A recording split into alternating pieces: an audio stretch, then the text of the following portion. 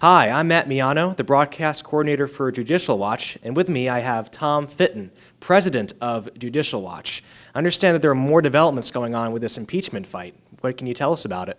Well, obviously, the president is pushing back, and his representative, Rudy Giuliani, has been out there with documents showing that what is alleged to have happened indeed did happen, in terms of the Ukrainians felt like they were pressured by Joe Biden to fire this prosecutor who was in charge of investigating the company associated with his son, Hunter Biden.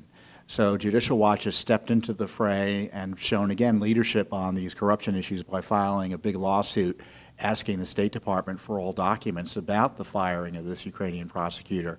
And I think it's interesting that we filed the request back in May and we haven't gotten anything yet. So we hope the deep state stops protecting Joe Biden and starts turning over the documents about this massive scandal.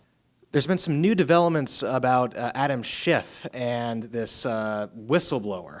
Can you fill our viewers in on what's going on? Well, the president's rightly outraged by Adam Schiff's lying about the contents of the phone call he had with the Ukrainian leader. And it looks like this whistleblower complaint is not really a whistleblower complaint. Judicial Watch has worked with whistleblowers for 20 plus years. We know what whistleblowers are about. We know what the law is as it relates to whistleblowing. And there's a lot here that raises questions and suspicions that this whistleblower complaint really is an illegal leak, meaning a leak of the information about the call with the foreign leader the president had, and how it is they were going to try to get that out without causing a criminal investigation. And how do you do that? By calling it a whistleblower complaint. And so in my view, the Justice Department needs to criminally investigate how this complaint came about and who was behind it.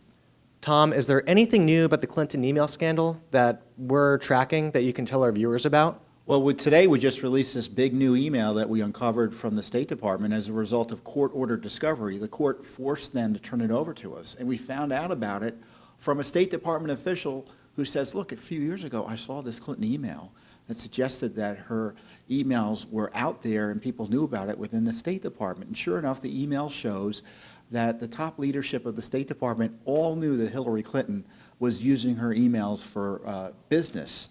And of course, none of those documents that she had at the time were being turned over under the Freedom of Information Act. So this is the cover-up. We found it. And it turns out that this email had been sitting in the State Department for years, and they knew about it and didn't turn it over to Judicial Watch or to the courts, or to the American people. And it further confirms why this is a scandal that needs further investigation. And sure enough, we have discovery. We're getting new witnesses. We've already questioned new witnesses. And it helps explain why Hillary Clinton doesn't want to be questioned by Judicial Watch. She just filed a brief last week telling the court that she shouldn't have to come in for questioning on the email scandal. Material like this demonstrates she needs to come in and answer some more questions under oath. So I'm sure our viewers would love to know what's going to happen next. Well, the court's going to decide whether or not Hillary Clinton and her top aide, Cheryl Mills, have to be questioned under oath in person by Judicial Watch attorneys. And that should happen over the next few weeks. So as everyone wants to distract you with the Ukraine sham, the real corruption, the real scandal, Judicial Watch is investigating, both with the Clinton emails, Biden, Spygate, FISAgate, you name it. That's why they're focusing on this Ukraine impeachment fraud, because they want to distract from the criminality associated with politicians close to them in the Democratic House.